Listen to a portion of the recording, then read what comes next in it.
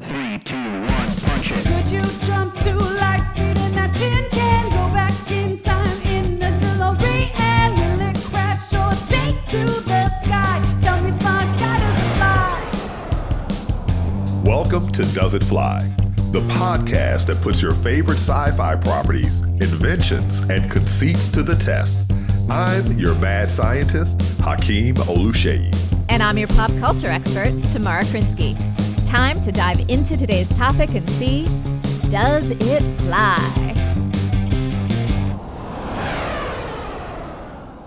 Tamara, so good to see you again. How's your week been? It has been okay. Good to see you, Hakeem. What's been going on? Oh, my week has not been okay. I have had the flu and I was bedridden. And for the second time in my life, I went on the air with the flu on the news. Yeah. Oh, no. Yeah, it was bad. Did you broadcast from your bed or did you actually drag yourself out? I dragged myself to this very same spot that I'm broadcasting from right now. They send me a link, and I go on the news and I talk about, but I tried to have my normal energy. My voice wasn't there. My thoughts were, I was just like, roll out of bed, roll here, roll back into bed. But there was some good stuff too. Yeah, what's the good? Yeah. My faculty colleague got a satellite proposal and he's building his team and he's like, let's talk about it. So, might be sending something else into space. Nice. Wait, Yeah. if you get to send something into space, do you get to name it or does your team get to name it? Like, are you part of that? Yeah, you do. If it's small, you get to name it. But if it gets big enough, right, then it becomes an agency thing and they name it, right? So I typically work on smaller projects, not like the James Webb or Hubble. I worked on things like the Multispectral Solar Telescope Array. Or That feels like it's just begging for an acronym. MISTA. That's what it is. MSSDA. Yeah. So how's the Hollywood life?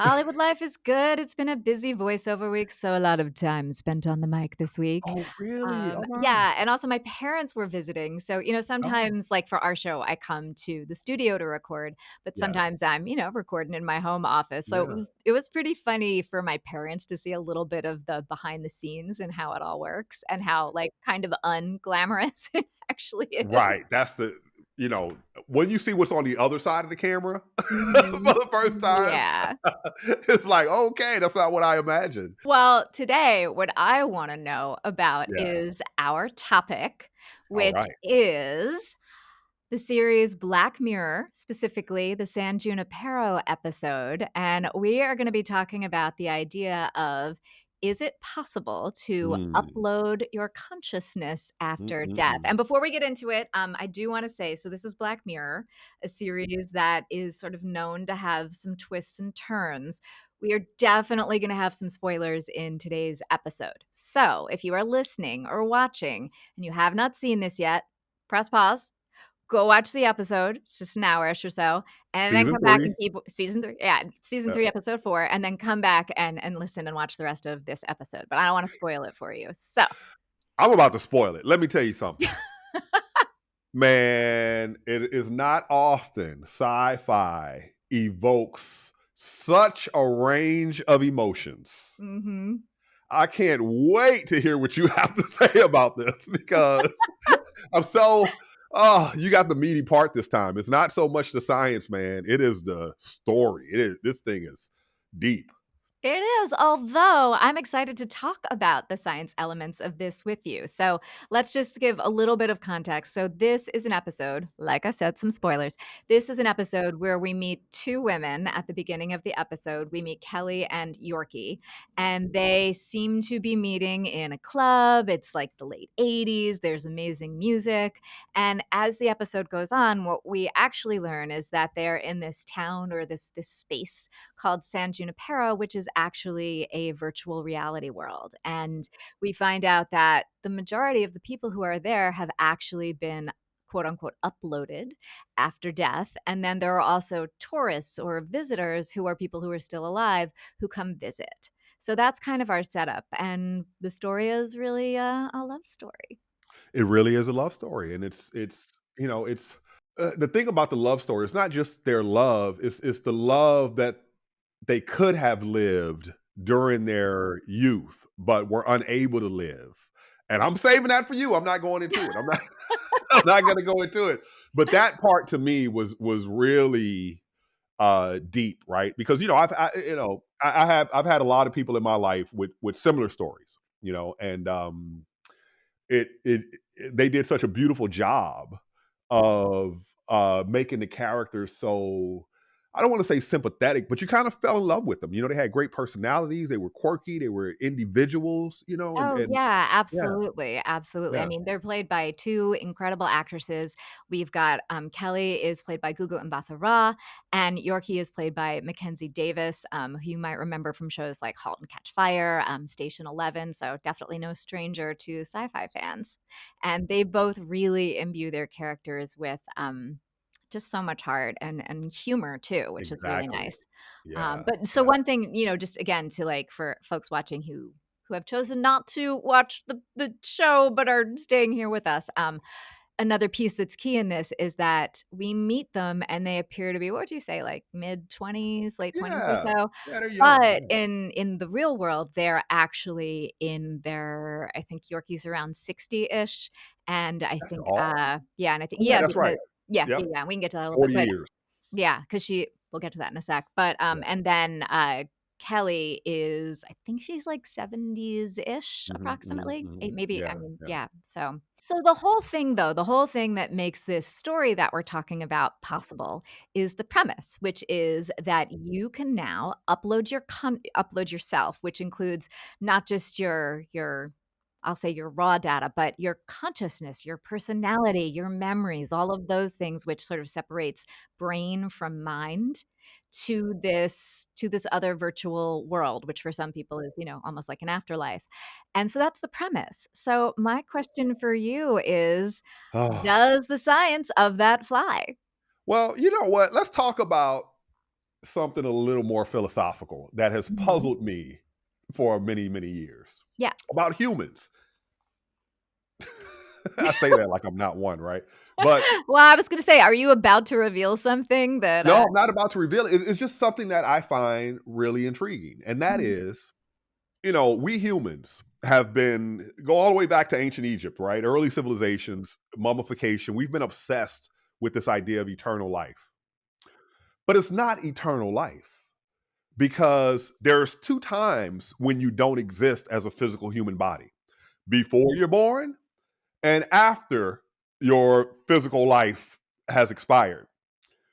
And what I find so funny is that no one's concerned about the time before they're born, right? Oh, I didn't have to exist then, but once I'm here, oh man, I must exist forever into the future. No, hold on, I'm gonna push back on that. There are some movies that have actually dealt with that question, and I'm trying to remember the name of it, but there was a movie that starred Demi Moore, and it was sort of a Ghost? whole it was a like a metaphysical thriller.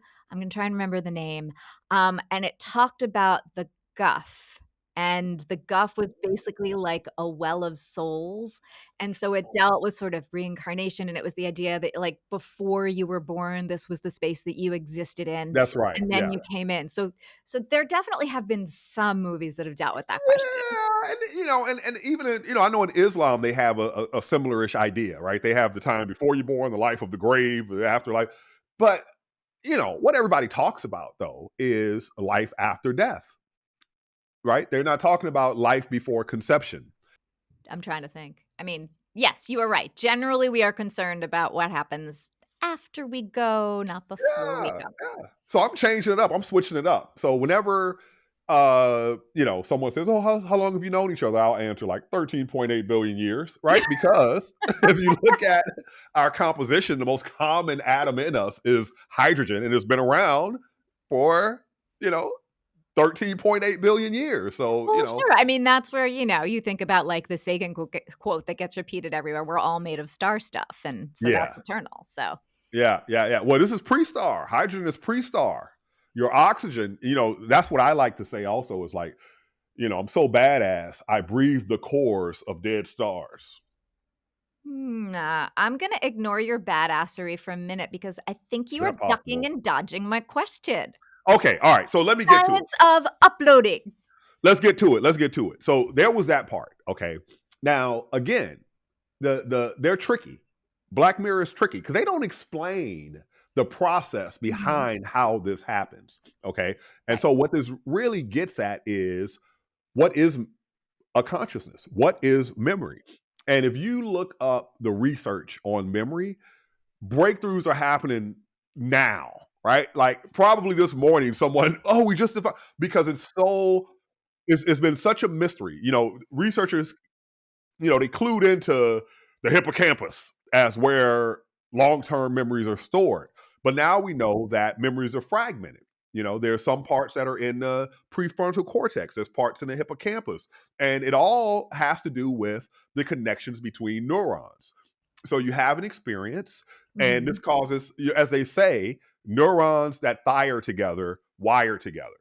And there's this idea, these connections are called, a synapse or synapses, right? And they get stronger or weaker based on how often they're fired, but also when firing, they can be modified, right? So your purest memories are the memories you've not thought.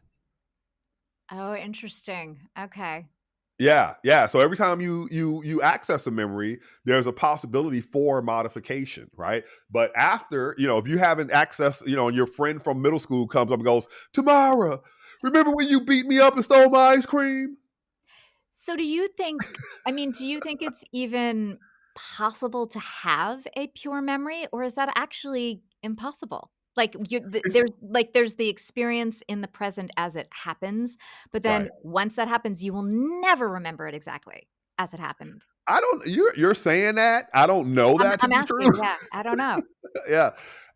I think that based on what I see, it certainly, I feel like everything is possible in a way, right? If you can think of that as a possibility, it is a possibility, right? It's an unlikely possibility, maybe, but it's a possibility. But here's the thing: the brain has something like 86 billion neurons on average, and it has these parts, right, that makes these connections, these axons. There's 1,000 of them for a single neuron. So that means you end up with trillions of these synaptic, connections and pathways that can exist. So now you're going to go in the brain and map it out. If I want to recreate tomorrow, if I want to Good luck recreate with your that. memories, huh?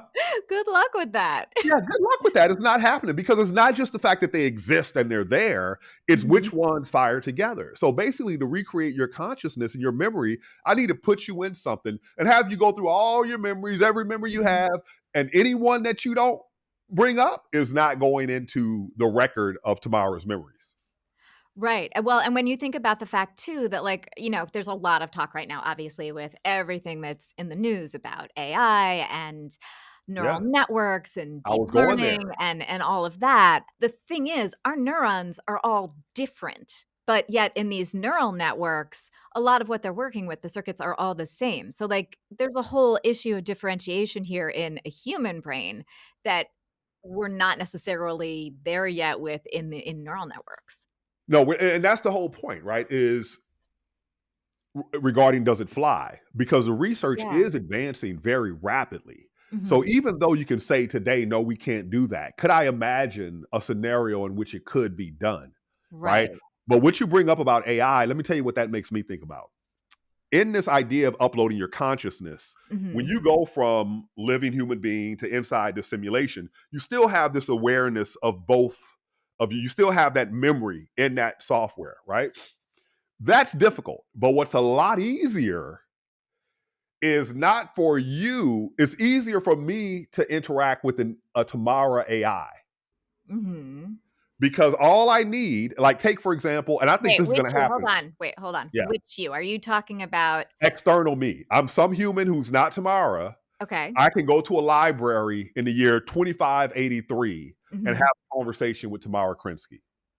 With uploaded Tamara Krinsky or AI Tamara AI Krinsky. Tamara Krinsky, Okay. right? But it could be pretty. I could have the Tamara experience as another party who's not you. And here's what I Mhm. mean by that, right? If you're Albert Einstein, Yeah. you have a lot of writings, you have a lot of speech. I can put that into an AI learning algorithm so that it can learn to predict what's the next word, just like Chat GPT does. And so you could be able, now what it would not capture is private Albert. So I just have to say, I was actually on a call this week. I was on a With Zoom with Albert? somebody. Yes, with Albert. No, with somebody else. But they actually offered at the end of it, it was, like a Q&A session about some current Mm. event stuff. They actually offered at the end of it, he is part of a project where you can actually log on to a virtual version of him that has been trained on all of Who? his writing and Wait, and Albert Einstein?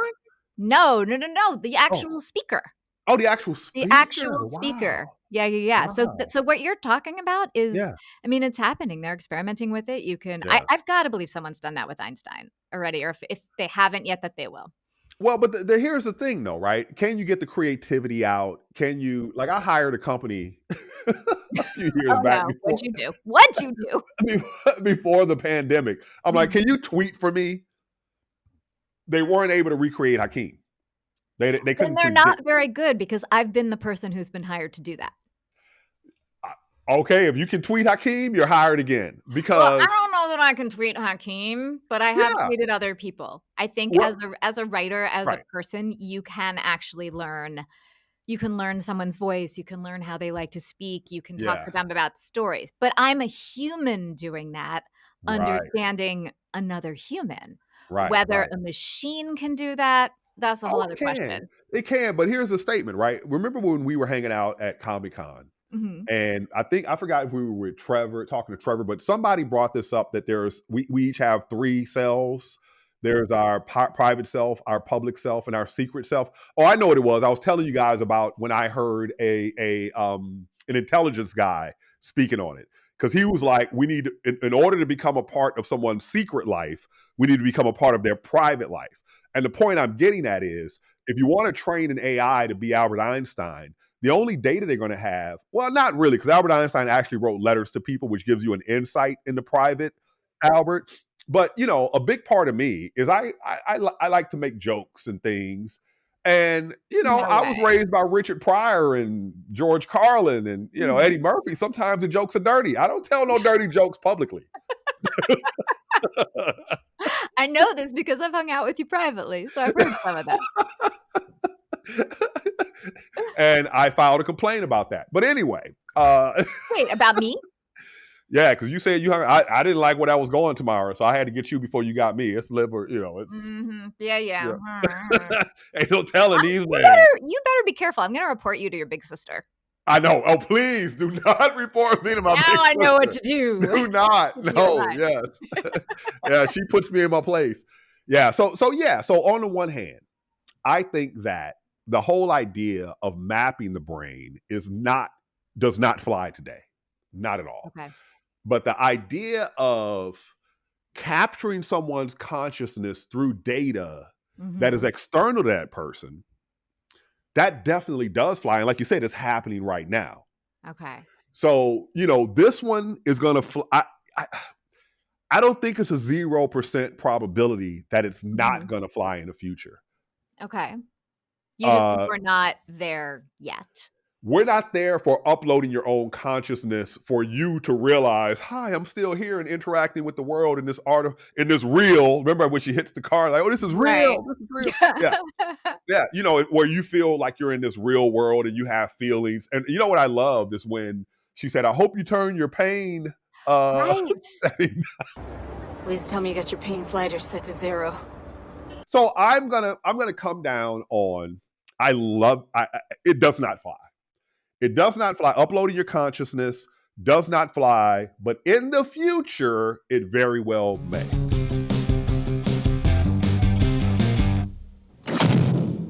Okay. All right. We've got a definitive answer then to the question, Yes. does it fly for Black Mirror San Junipero? All right. Now that I have nerd explained to our audience, it's time for you to geek explain. All right. So let's just take it back for a sec and talk about the fact that Black Mirror as a series is usually pretty dystopic. It does not have a great view of technology as being a good thing for humans. Yeah. And so this episode really varies from that. It's kind of a departure. Yeah. So, that is something going into this that it was interesting to see how they kind of went in a different direction. Um, I think that something else to keep in mind for when talking about does this fly narratively, does the story world that they've created work, is to also keep in mind the format, right? So this is Black Mirror anthology series. Each episode is its own thing that they don't interrelate. Occasionally themes will interrelate, but each one is its own thing. And it's about an hour long, 50 minutes maybe. So going into that, you'll have different expectations as an audience member than you would if you were going into a 2.5 hour movie, or if you were watching a series that, is going to keep on going.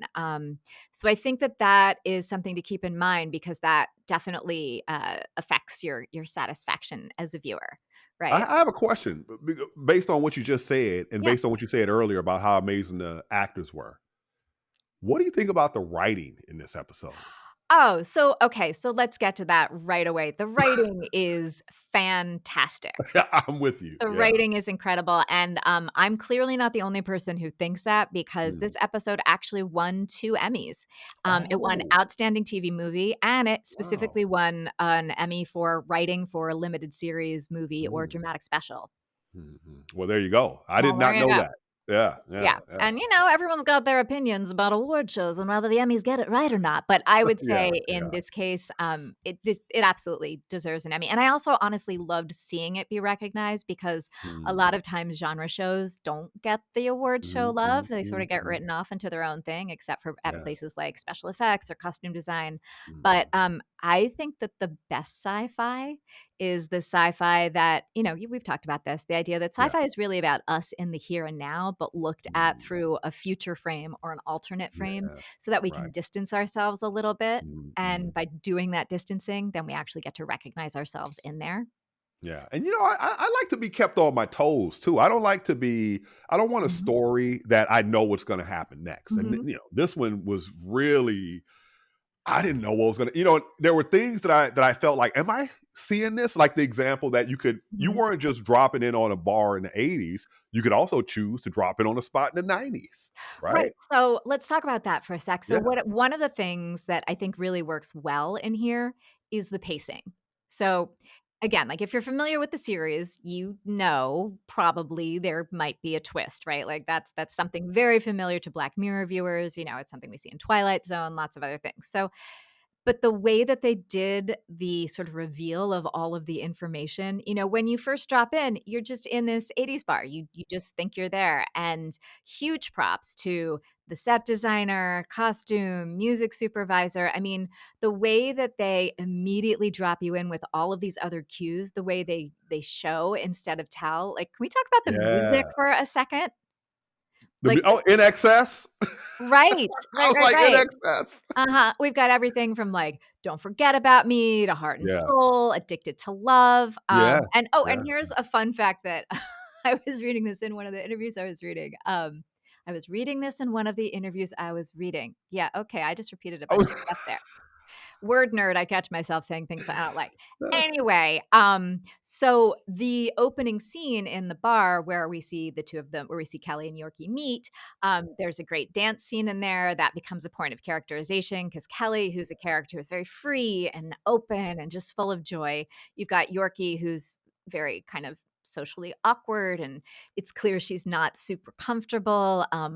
She like wears Yeah. Kelly costume wise, she wears like bright colors and lots of sequins and she's got great accessories and big hair. I mean, everyone has big hair. It's the '80s, but, and then you've got Yorkie who's in who's described as like golf mom attire, um, which Golf I mom.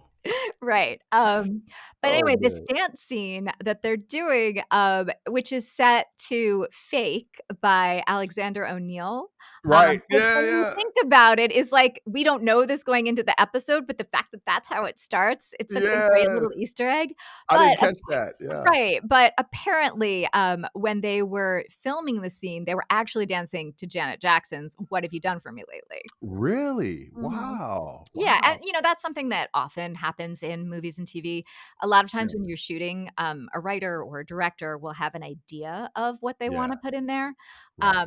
but sometimes you don't have the rights to it yet, or then you find out you can't Right. get the rights to it. Yeah. So, Yeah. but luckily, if you're dancing to, like, a beat that works, you can put other Yeah. music on there and it'll work.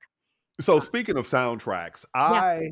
I was looking for a song on my little music player app there, and I ended up finding a playlist instead that was named after the song right out of high school. I'm talking my high school was when you had like the Human League, keep feeling Yeah. fascination, or uh no parking, baby. Oh No my parking god. on the dance floor. So it's all like it's like an electronica, but Uh-huh. beat. Yeah. And also, so they had none of that in the 80s in the Mhm. show. And Right. also when I think 80s music, my mind goes right to the birth of hip hop and Run Mhm. DMC. I'm like, you could have put some Run DMC in there. Yeah, I mean, I guess, you'll have to take that up with the music supervisor. But yeah, right. And there's so many 80s cultural references in it. Mhm. That it just made it was nostalgic for me. I wonder if it was Yeah. made for Gen Xers, right? They're like, these people are gonna love this episode.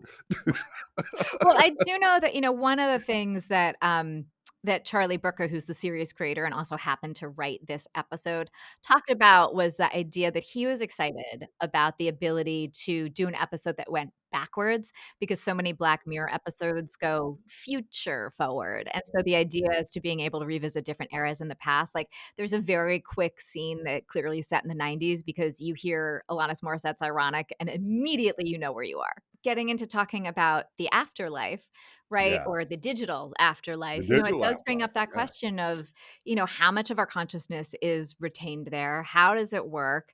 And Mhm. if we're creative in our quote unquote real human substantive body life, like, is Mm, that something we would take with us into digital afterlife? mm, And we mm. don't, I mean, it doesn't really get into those questions, but it does we do see, as you mentioned, it doesn't get into the nitty-gritty of, like, how the uploading works, but we do see some very small specific details that lay a foundation for things, right? So, like, you had brought up before the idea of the pain slider and that you can put yourself if you're still alive, you can give yourself a setting for, are you gonna feel pain? So there's a scene where Kelly actually yeah, it's Kelly, punches a mirror, and you don't really see her react, and for a minute I was like, "Huh?" And then later on, you hear about the pain slider. So I was like, oh, so that again, like smart writing, right? Like they set something up and then they pay it off later.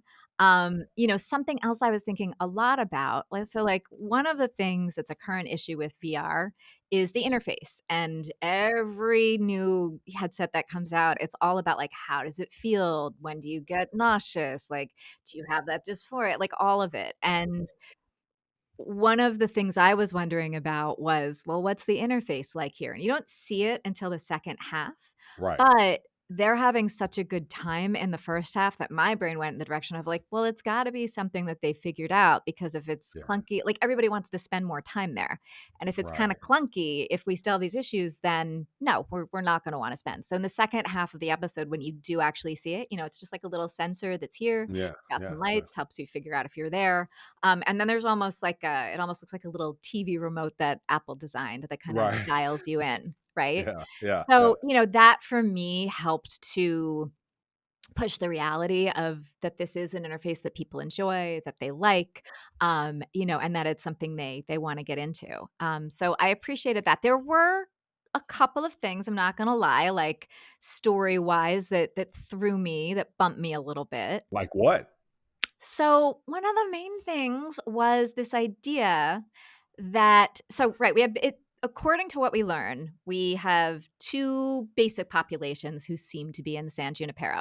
So they at Right. one point say like 80 to 85% of the people That's who right. are there have Yeah. passed on, or as they say, Right. they've passed over, so they're Right. dead. Mhm. And then that would leave like another 15 to 20% that are alive, the travelers, the tourists. Right. So they have figured out how to do this both for living people and how to upload the consciousness of someone who is passed on. And yet, when they're talking, there's a point where real Kelly in the real world visits real Yorkie, and we find out Yorkie's backstory and that she's actually been she's not in a it's hard to they never really say if she's been in a coma. She's a quadriplegic, so we're not exactly sure of her state of conscious. We know she's conscious, though, because they can talk to her. Um, And she and understands. Yeah. yeah, and she understands there's ways of communicating, and it looks like a futuristic care center, so, I bought into that. But one of the things that Kelly talks about with one of the guys who takes care of her, a guy named Greg, is that this is something that's therapeutic and going to San Junipero and uploading or crossing over, and that it's helpful for people with Alzheimer's. Yeah. That bumped me because if they have figured out Mm. how to do this, and they Right. have figured out all the mysteries Yeah. of how to upload your consciousness. How is it that they have not figured out how to cure Good Alzheimer's? point. Yeah, that is such a good point. I Right? missed that. Yeah, exactly. I feel that way about some other sci-fi. You know what? I wonder. You just talked about the interface, Yeah.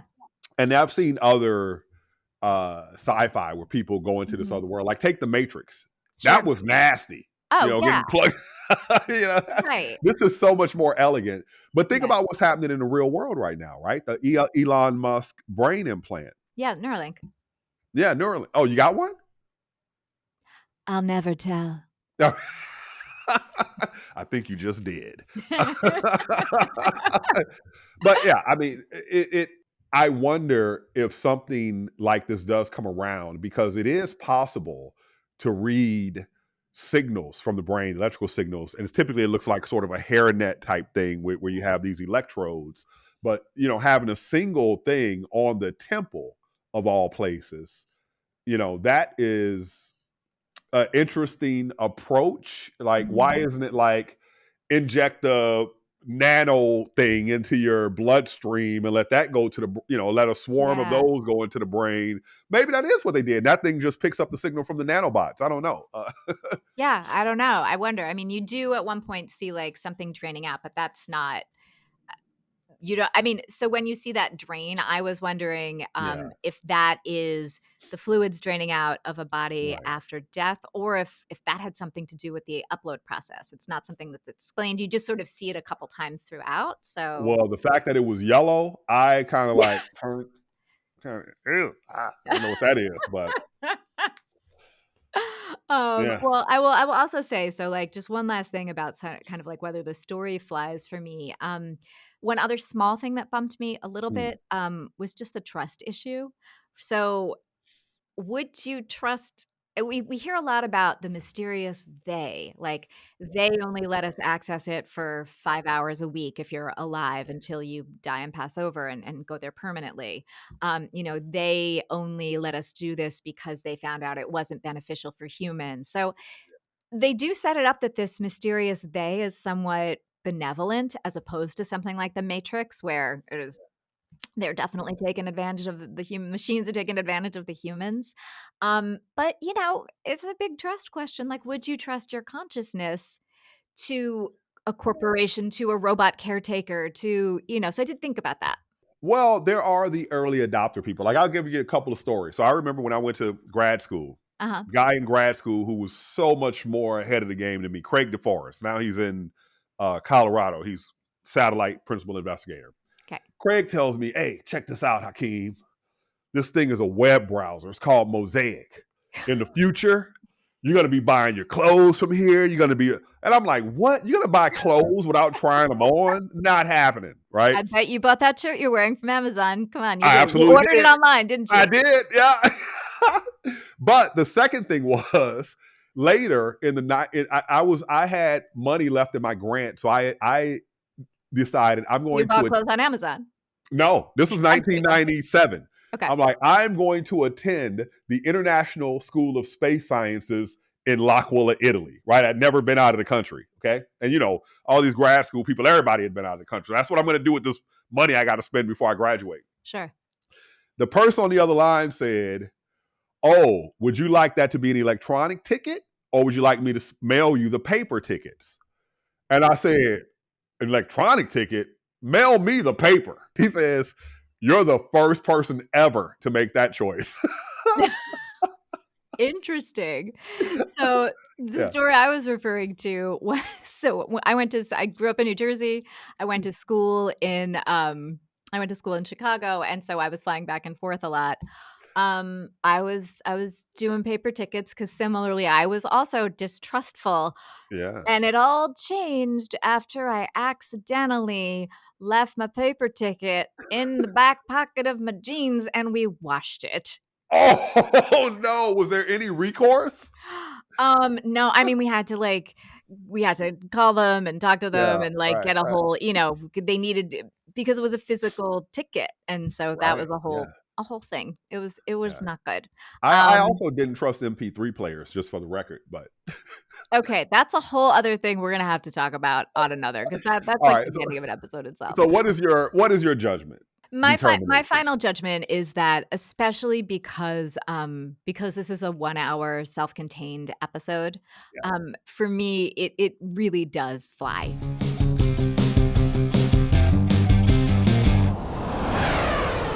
I think that the way they have layered everything in, I think that because of the incredible performances, the attention to detail in the world that they've created, the way that they use production design, costume design, music to let the viewer know kind of like all the different eras that you're in. And because of this beautiful through line that they take you of the journey of these two women, um, as they're kind of figuring out how they do or don't want to live the rest of the lives that they have, and then maybe beyond. I totally went on that journey. I So, was the with you. things I was that, with bumped me just a little bit and made me you. think, but they did not get in the way of me just loving this episode. Yeah, So same here. And in terms of the love story, the whole idea of a dream deferred. So basically, you had the one character who loved women and men, mhm. and then you have the other character who loves women. And when she informs her parents, they reject her at the age of 20 or 21, and she Right, we're ta drives away. we're talking about Yorkie here, yeah. Yorkie, yeah, she gets into this auto accident, which leaves her to quadriplegic. And Mhm. so when she reveals that she had never been intimate with anyone, and that she had lived this lifetime of never experiencing physical love with a person, Mhm. that made me so like, that really, Yeah. yeah, that really like the way they handled that, right? Because it's one of these things where they admonish writers, show don't tell, right? There Mhm. was no preachiness, there was no anything. They just No. told this beautiful story of these two humans who came across so real, dealing with problems that so many people have dealt with, right? Historically, and they get this other chance in this virtual digital world. So here's the question: does this mean I could go to the NBA if I was to go to San Junipero? Could I be LeBron in that? But not LeBron. I'd be defeating the LeBron. Well, right, so that brings up, like, an interesting question. So, in this world, like, how much of it is your fantasy versus how much of it is the world that has been designed that you get to insert yourself in some way? Like, we know for sure the way the rules of this world are set up is that you can visit different eras. We know you can go to different sort of times and spaces and places. You Yeah, seem to be able to insert yourself in at different ages. But yeah, like one of the questions, that struck me is so there are other shows that have dealt with this, right? Like there's the show Upload, which I also yeah, really love. And I'm not gonna say too much about it because I actually hope I don't want to spoil another episode about Upload. But I will say that in Upload, one of the main themes of and again, it's a series where you can that's based on the premise that you can upload yourself after death into a virtual world. But that really centers, on class and the different things that different investments in this virtual world will buy you or not buy you. They use it for great effect for humor, but also, to kind of make you think about like where does class fit in, and especially with access to an afterlife. Right, right. That is interesting. Will there be a hierarchy? Will there be first Mhm. class and economy? So tell me, we talked about the technical aspect. We talk about the narrative storyline aspect. So what are we leaving out now? What else is there? Well, it's What that question of perspective? like overall, does it fly? Like Yeah, you yeah. have said the science piece The does not fly. franchise test. Yeah, I have said that the story piece does fly. The question gets sort of as we zoom out overall, like, is it enjoyable enough that regardless of either of those, we think the show flies as a Right. whole? And, Yeah. that makes me think about the fact that one of the things that I think this episode does beautifully Mhm. is it gives you just enough to feel like you're having a complete story, but then you Yeah. zoom out and it leaves you with more questions that make you Yeah. think about things, right? Like, is this Absolutely. general idea of being able to upload after death good Mm. or bad for the world? That's a good question. Well, here's what I think would happen. So, Mhm. what you just described about these parts of the world, if this is something that turns out to be commercially successful, they're always going to update, right? Right. Soon Junipero 2.0, 3.0, 4.0 is going to expand, it's going to expand, it's going to expand. Eventually, people who are not close to death are start going to start accessing, right? Hackers are going to access, right? All of these things are going to happen. So it really depends on, and I hate to put it this way, but there are certain things that exist, and by their very nature, they're capable of very good or very bad. And in those cases, historically, you get both, right? You will get both over time. But what prevents the bad is a regulatory system that prevents it from going completely awry. Like, for example, when America was founded, they wanted separation of church and state 'cause they saw that, okay, government is capable of a lot of good and a lot of bad. So is this. But if you put all that power into the hands of a single entity, then, due to human nature, eventually the bad is going to. So we don't want that. We don't want to give anyone that amount of power within our nation, right? That much influence and power. So, how do you regulate it? It's like all the problems we're having today with the internet and access, and like something like TikTok. Yeah. They're talking about, on the one hand, national security, and on the other hand, the safety of children, right? In the Right. same platform. Oh, yeah. When families were downloading it, no one probably thought of that. So it Mhm. doesn't come out until the fruition. So whether or not it plays itself out. So whether or not it's going to be good for society or bad for society, I think the answer is yes. Are we go Schrodinger's afterlife? Exactly. Exactly. Both of It these things are true is. at the same time? I mean, I got all the feels from this, right? Like, all the questions Absolutely. about, Yeah.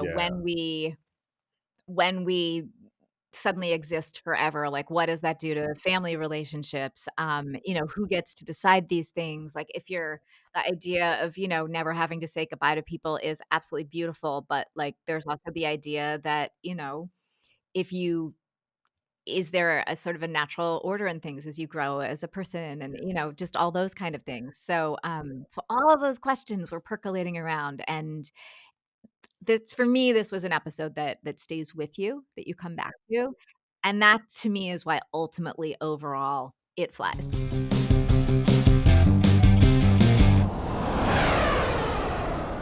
Yeah, I'm with you 100%. I got into my feels, and I think when it comes to art and entertainment, there's a variety of feelings that you can have. Yeah. And what I love about this is that they took me down through a emotional roller coaster of feelings. I laughed, I got sad, I felt wonder and awe, and I got my techie like oohs in there as well. Yeah, it really did. It was an exceptional episode all around, Yeah. scientifically, even though it's not something we can do today, um, narratively, and just the human element of it, right? And the writing Mhm. and the acting, just like you said, it was just from start to finish, 100%.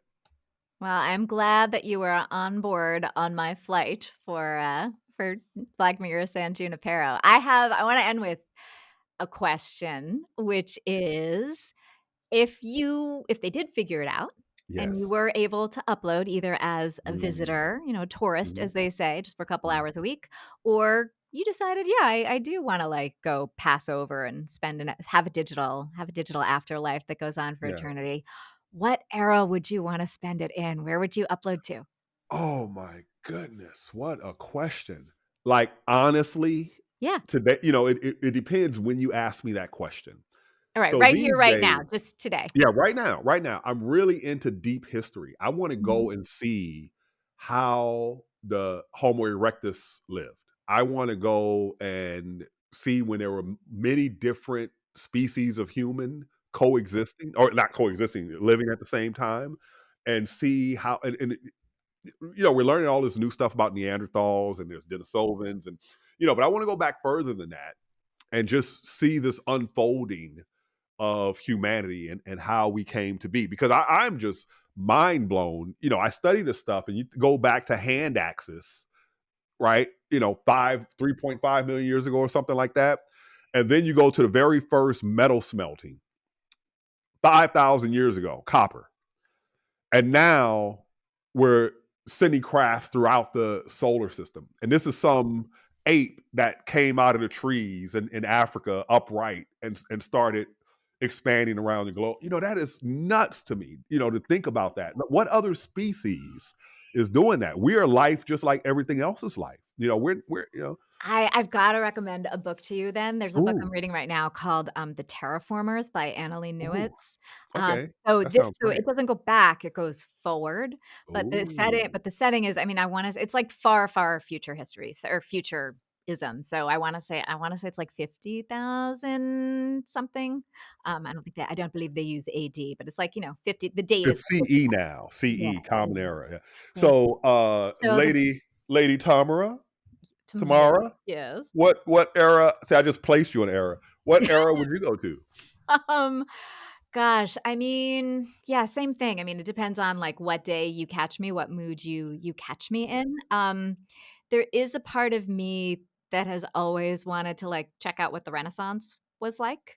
As a bit of a Shakespeare nerd, but also, this idea that like the world was in a great period of change and there were ideas that were pushing forward. And what was that like? What was it like to be there at this time when, the way we thought about things was shifting? So I would definitely love to spend some time there, although I would probably disguise myself as a man because it wasn't the greatest time for ladies. So And you'd be the greatest scholar of the era, yeah. you know, because they're discovering what you take for granted at that Mhm. time. Yeah, Yeah, exactly, yeah. exactly. So yeah, I think that's for today, for right now, in this Yeah. particular moment, Yes. Yes. that's where I'd potentially take a trip to. Tamara, it is always amazing. I can't wait to hear what you say. And next time, we have a secret episode Dun, dun, topic that we're going to dun. keep secret until we reveal it. Mm. Hakeem, it is always a pleasure. I love the way your brain breaks things down for me. Thank you for sharing the science. Thank you, my geeky, well schooled in all the background of how things work in Hollywood friend. 'Cause I learn something from you every time as well. Same, same. Till next Yes, time, my yes. friend. I'll see you Next soon. time.